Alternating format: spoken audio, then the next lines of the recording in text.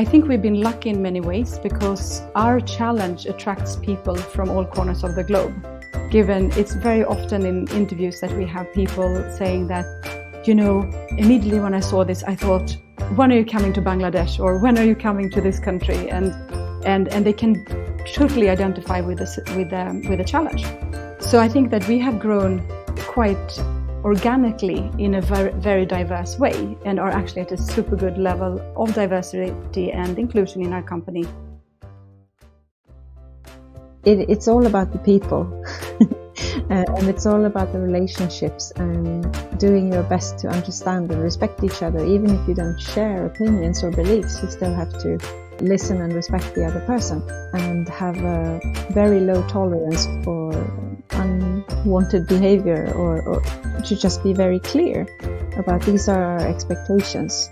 This is how we relate to each other in the workplace. Those certain behaviors are not acceptable and others are very encouraged, and that just has to be very clear and something you talk about.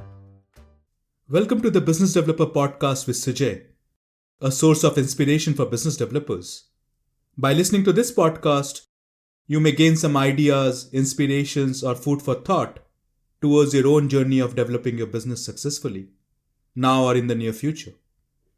Thanks to each one of you who liked the New Year 2021 special episode, wherein we focused on the unlearnings shared by the guest in 2020. As we plan to execute on our New Year resolutions for 2021, one important point we have to remember. More often than not, for us to make space for new learnings, we need to make an effort to unlearn some of our past learnings. And unlearning is very difficult, as those may have become part of us as habits. In this episode, we shall learn from the journey of Karoline Beronius, CEO and founder of Addressya, and also its Chief Technology Officer, Maria Cheadle. So without further ado, please join me in welcoming our guests, Karoline and Maria. Hello, Karoline and Maria. Welcome to the Business Developer Podcast. Thanks for taking out time to join this episode, both of you. Thank you so much. It's great being here. Yes, thank you. Great. We all need to learn new things. This is the first time I am actually having two guests in the episode, so you are the first one to do that. We always come as a pair, That's great. Cool. So Maria and Karoline, just to give you a brief about this objective about this podcast, it is to serve as a source of inspiration for business developers through which they could make a difference in their lives, who are working hard to develop their business. So to get started, Karoline and Maria, if you do not mind, can you share with our listeners a little bit about yourself and the story of your life? Karoline, if you can go ahead. Absolutely. I guess I could say this, that I'm a bit of a jack of all trades in the sense that I've always been super interested in almost everything that works and doesn't work. I got quite a curious mind, and you could probably see that a bit in my background, for example, where I studied a bachelor in business, modern languages and marketing. I worked for many years within telecom, even first-line technical support. And after that, I did a master's in environment and development, politics and human rights. So I kind of have that broad interest of how the world should sort of come together and work. And I always had a bit of a challenge with things that don't work, especially if there are systemic problems in society. And I would like to sort of fix them and tightening the nuts and bolts in the machinery, so to speak. After my studies, I actually got a dream job in the sense that I was employed at a center at KTH that was called SPIDER, a Swedish program for ICT in developing regions, which meant that I could actually combine all the things that I was interested in: business, human development, environment, etc., as well as telecom and technology. And it was during working with eHealth solutions that we discovered some challenges in actually following up the immunization process of children that did not have an identification or an address. And so we solved it quite well for this challenge. But I was left with this itch that we cannot make an address solution for one single use case. It has to be a platform for society. And so I went into KTH Innovation, an incubator at KTH, and started working on that. And after a little while, I was fortunate, almost 4 years ago, to actually meet with Maria and start developing that together. So maybe I'll hand over to you, Maria. Sure. Yes, thank you. Thank you, Caroline. Yes, a little thing about me then. I have a background in computational linguistics, which is how you develop software that processes natural languages like English or French or Swedish. For most of my career, that meant that I worked in science fiction. It means that people were always a bit curious about what does human languages have to do with computers. But nowadays, of course, people are more familiar with technologies like, well, Google search is the first one that is it's obviously language understanding going on there. Most of my working life, I've always sort of ended up in product development. That's what interests me most. I love taking difficult, impossible ideas to the market and to the users. So I'm the happiest when I see that the ideas I had actually take form and make some impact in people's lives. And when we met, Caroline explained the idea of the problem she wanted to solve, and I thought it sounded impossible and wonderful at the same time. So that's where we started together. Wow, that's so interesting. And Caroline, you talked about how you really want to fix things that doesn't work. I think we need lots of people like you in this world, right? And and then you meeting up with Maria, the science fiction world, working on computational linguistics. It seems you were made for each other to come into what you are doing, right? Yes, I actually think so. I would say that it was a bit of a match made in heaven. Of course, that we didn't know each other at the time, and we have worked a lot to sort of become as tight and strong as we are today. But we could immediately see when I met with Maria, I had explained this challenge and what I was working on many, many times. And I think she was the first one that just said, "Oh yes, but then we could do this, and then we could do that, and what if we do that?" And she just completely dove into the challenge with like the kind of mindset that, of course, we can change this and solve this. Can you tell us, if you remember, how many years exactly back did you both meet? I believe it was 4 years ago now in 2016. So in November 2016. And I believe, there are some interesting stories or anecdotes when two people meet, like when you say match made in heaven. Do you have some story? How exactly did you both get together? Yeah. We do. We have somebody who's very guilty in this relationship, I would say. Yeah, my husband. You can tell it's a quite sweet story. You tell. Yes, actually, I know Maria's husband since before. Okay. Because we have been working with an international network called EIT Digital. And when I had this idea, I thought, who do I need on board as an advisor and as a support? Because I knew quite early on that this is not something you solve on your own. You have to take support and you need to surround yourself with the right advisors. Mm. And so I immediately thought of Maria's husband, who is a professor at KTH and was also in the network. And when I called him up, he said, "Great, I want to talk to you about something because I want you on board with something." And I was like, "Well, I want you on board on something." And we had lunch, and it turned out that I got my way, and I got him on board as an advisor, early on advisor. And after a few months, I believe he told Maria about this and said that I think you should meet. Mm. And so we did. Okay. Yeah, I told you there's always some story behind two people meeting up, Yeah, you're right. That's great. So both of you met, thanks heaven you met it, and you're trying to solve some problem that you talked about regarding the addresses and etc. So can you explain that a little bit further? What exactly is this? What is the purpose behind what you're doing? Absolutely. So I did tell you a little bit about the vaccination challenges. And what happened was that when we were doing the vaccination and immunization of children through a sort of e-health platform, one of the most important things is that children come back for vaccination at the right time. And of course, the right child and the right vaccination.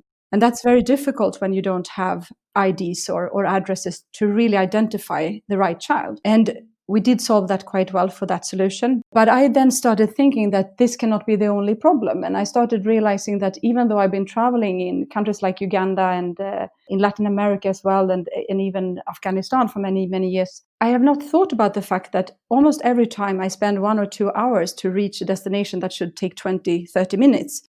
And I'm always working. I use the sort of car as my office because it takes such a long time to get places. But I always kind of acted as in when in Rome, do as the Roman does. And I didn't really question it much. But the more I began digging into this, I realized that the address challenge was very, very much bigger than I thought. In fact, 4 billion people lack an address. And that means that they have a hard time accessing banking, insurance, home delivery, or even emergency services if they should so require. And that, of course, to me, who don't really like systemic status quo challenges exist, I couldn't help myself by beginning to dig away on that. And that's kind of where Addressya started, with a huge challenge. And then I don't know if you remember, Maria, but we talked a lot about like what are the foundations for like developing such a service. Yes, yes. And we based it around 2 pillars that was very important to us, that we believe it's a civil right to have an address, so it has to be free for individuals.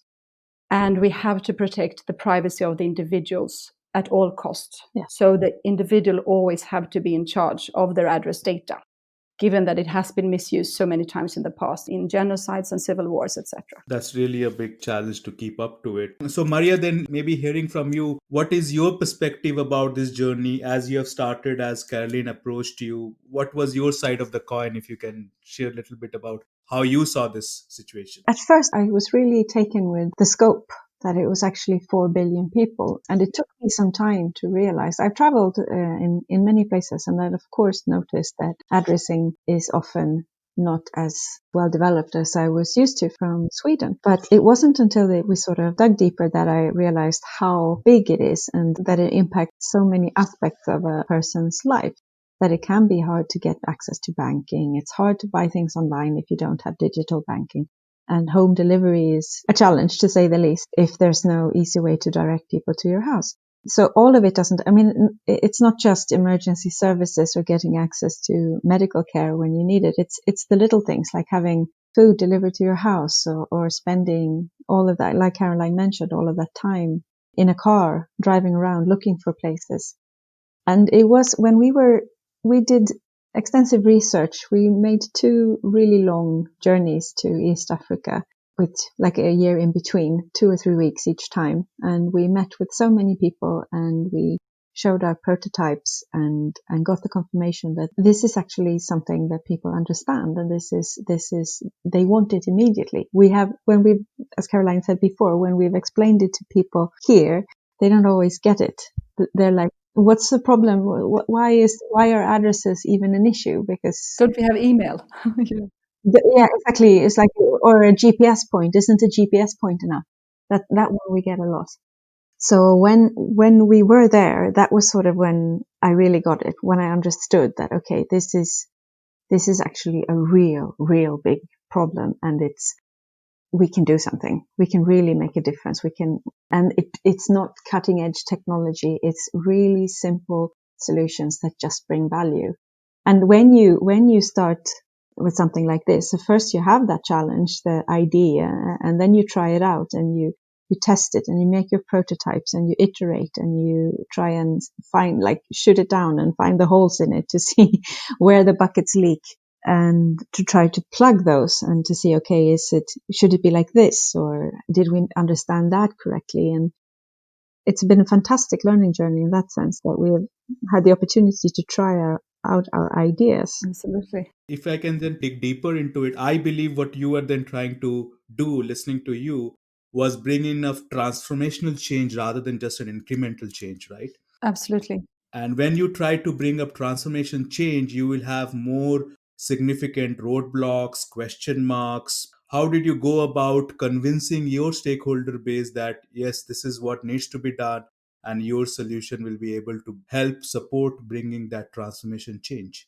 One of the first things that people said was that this, especially here in Sweden, was that, well, that should be something that the government does.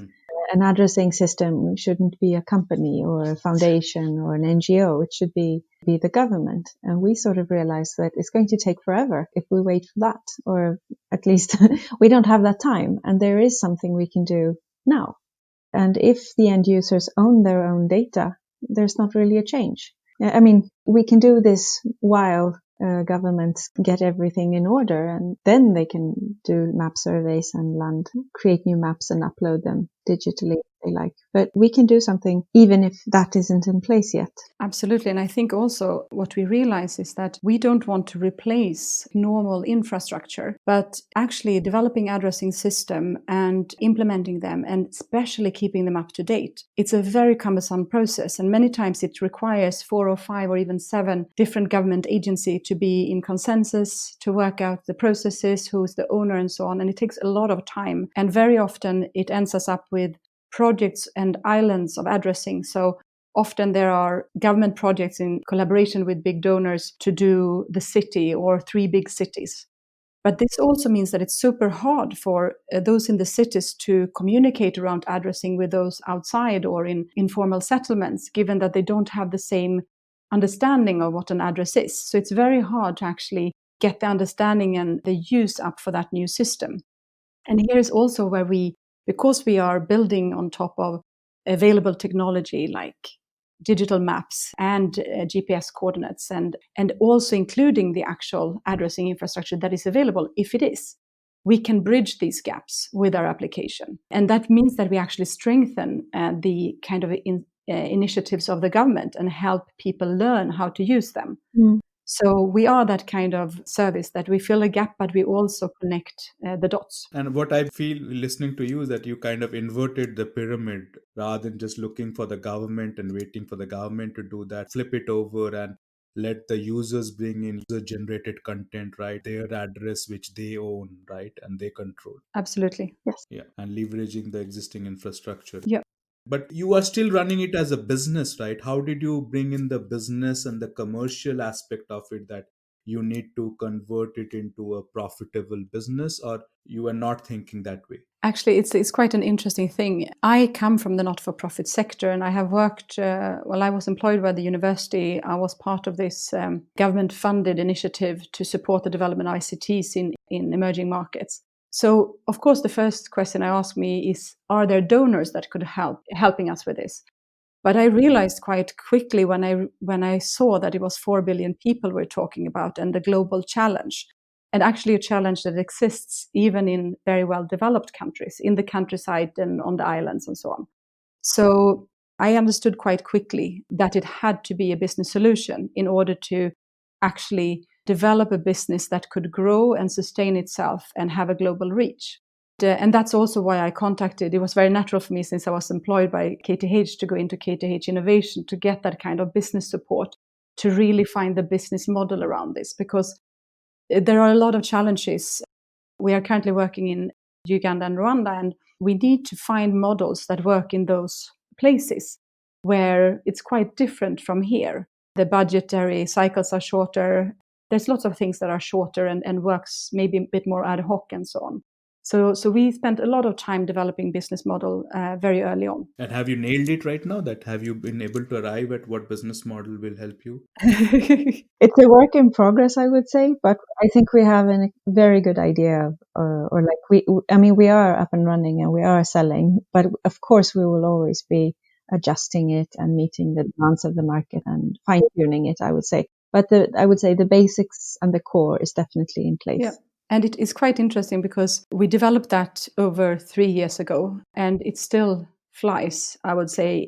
We just actually launched Addressing as a Service, which is our business solution this year in Uganda and Rwanda, and the business model seems to work. Of course, it has not been validated over and over and over again, and we are going to tweak it and so on, but it works. Thanks a lot for sharing those things. I think it's very interesting. We'll be watching how you quickly scale it up and provide more benefits to places and areas.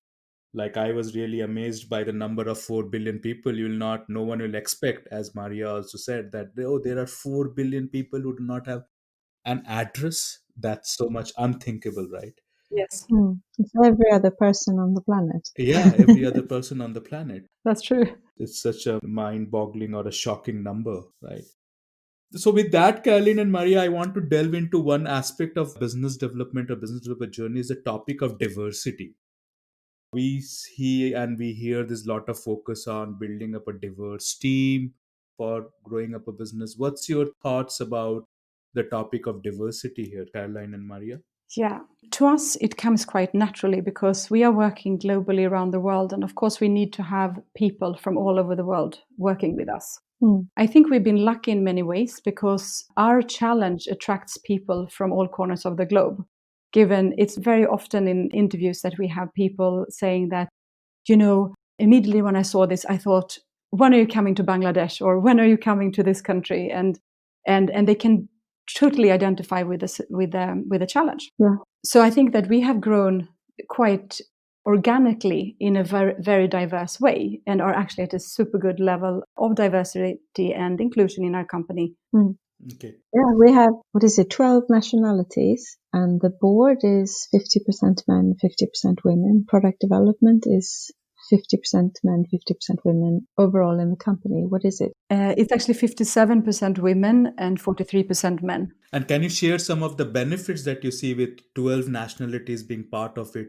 And I believe, as you said, it's an organically you got the diversity thing because the problem is so diverse, and every market you get in, so diversity will come natural to your business. Yeah. But diversity brings in different cultures, different notions. How do you handle the diversity to channelize into the common goal of your organization? So what challenges or benefits you have seen with diversity, if you can share something?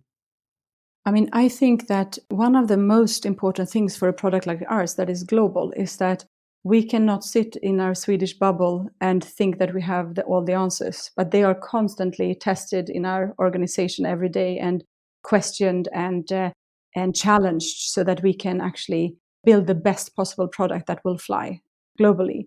But I also think that we work really hard on not just inclusion, but actually on developing the team spirits. And I think this year has been particularly interesting because we have onboarded 20 people completely digitally. So we have had to learn to really, really build strong teams without even meeting in person once. And that has been, it's been a big challenge to start with, but it has also really leapfrogged the development, I think, in people management in Addressya and how we manage staff and so on. So I think it's been a blessing for us in many ways. Yes, and you asked before, Sujay, what the benefit is of diversity and what the challenge can be, and it's all about the people. Yeah. And it's all about the relationships and doing your best to understand and respect each other. Even if you don't share opinions or beliefs, you still have to listen and respect the other person and have a very low tolerance for unwanted behavior or to just be very clear about these are our expectations. Yeah. This is how we relate to each other in the workplace. Those certain behaviors are not acceptable and others are very encouraged, and that just has to be very clear and something you talk about. You can't just assume that as you do when you have a more uniform background that people just take things for granted, but there are cultural differences, and sometimes you just have to actually put them on the table and say, okay, I think I did something that was weird to you. Was it? And then you take it from there. So just listening and being respectful and curious takes you a very long way, I think. Yeah. But from then another on the positive side, because I believe people with diverse background, diverse nationalities come out with different ideas or way of doing things, which if you can channelize, then you're actually doing things multi times better. Yeah. Did you see such benefits coming into your execution? Oh, Absolutely. Without a doubt. I think so. And like I said, if you're building a global product, it's supposed to be for everybody.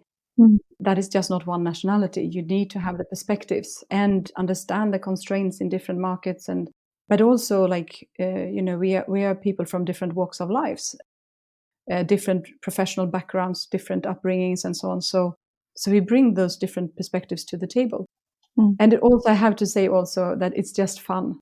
It is. That's another thing. It's just fun to have colleagues from all over the world, and when we have more sort of fun and relaxing team get-togethers, even if they are digital, and sharing stories from our past or fun things that happened to us, we learn so much about the world and each other, and it's a lot of fun, I have to say. Yeah, and not to mention the food, the lunchtime, and when people open their lunch boxes is amazing. Like there's food from everywhere, and it's get a lot of inspiration.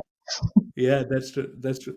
But maybe on the flip side, you might always find someone is on vacation because some festival is going on some part of the world. Exactly. That is Exactly. always the time. Yeah, it's always festivals sometimes in the Yes. Addressya world. Absolutely.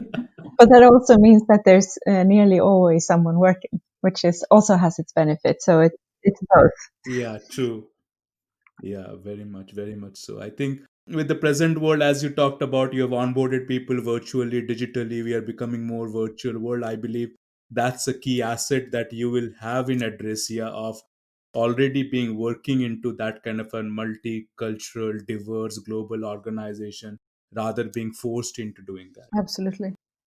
So if you harness that really well, I think that could be your key differentiator, right? Because finally the people are the key differentiator of how you can develop your Yeah, business. I think so too. So as we move forward in this episode, Caroline and Maria take you to a little bit more difficult question. As you talked about, you have learned so many things in a journey, and learning is important. But I believe there is more difficult part to it is about unlearning, because unlearning is about something which is already ingrained into our character, into our belief. So it's very difficult to also drop things, habits, and practices. I would really be interested and excited to hear your unlearning stories. What have you unlearned over the last maybe 3 4 years or whenever? If both of you can share, that will be really interesting for me to listen. Yes, when you put it like that, I think that I have unlearned not to take things so much to heart and understand in a fast paced environment where we have a really clear purpose of what we're doing, that maybe it's not for everyone and maybe not everyone sees what you see, and that is okay. Sometimes it doesn't work out. You have to find the people who are as passionate about it as you are and who wants to really succeed. I think that in the beginning, you're so passionate about your baby, the business that is growing, that it hurts a little that people can't see it. But I have really unlearned to take that to heart and even kind of feel that that is good, because I really want to know quite quickly to suss out if people are the ones that should be on board. That comes with everything, with the board, with investors, with staff, with colleagues, partners, advisors, and so on. But it's okay that we don't think the same. I think, and I think also another thing, if I can say, I have learned more not to be unclear. Maybe before I took too much responsibility for other people's feelings. So I wasn't as direct or clear as I had to be to actually save their feelings and make them feel good about whatever decision or whatever message we had to put across. So this is also something that I learned, but I think that is also easier as the whole challenge and the way that we develop our business is becoming clearer. We are becoming clear. We're growing into a completely new type of maturity in the organization and in our leaderships. Mm, that's cool. Maria, maybe your side of the story. Oh yes. Uh, I think the biggest unlearning for me, coming from a research background, is that things don't have to be perfect, and also that you need to not do things. You have to be able to say no in order to, and focusing means saying no to a lot of things. That if you have limited resources, you have to focus. You have to say, we can only do one of the 10 things we want. Which is this one thing?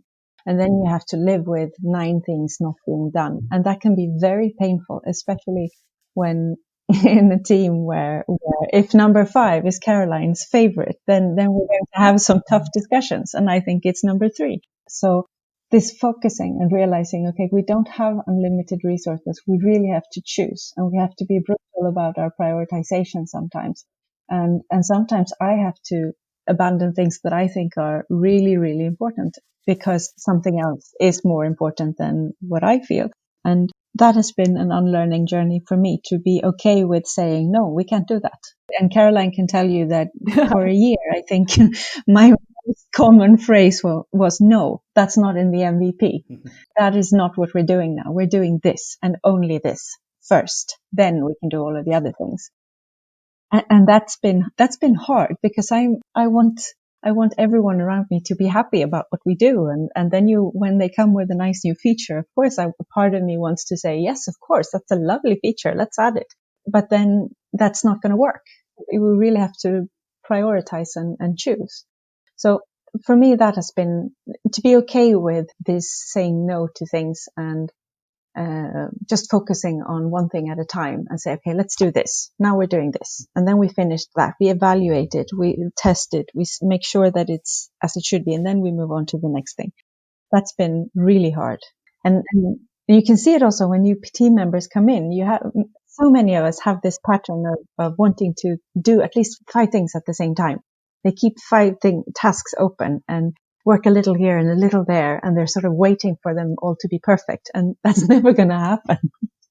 You just have to finish things as well. Yeah, that's true.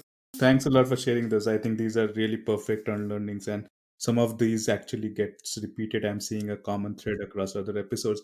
And as one says, that devil is in the details. I believe in an entrepreneur or a business developer journey, these smaller things, the finer things, is what ends up differentiating between whether you have a successful venture or not. Yeah, Yeah, absolutely. I agree. Thanks a lot for having this engaging discussion here, Maria and Caroline. As we come close to it, as a company, Addressya, do you have anything that you would like to share with the market through this podcast? Yes, I think it would be really nice to share that we are hiring at the moment on the business development and delivery organization side, but also in our development teams. And as you hear, it's a very diverse, it's a very fun workplace where you have the opportunity to really make systemic social change for the better. And it's definitely a great opportunity to join us. So you can check it out on addressya.com/jobs, where you see all the positions that are available at the moment. Wow.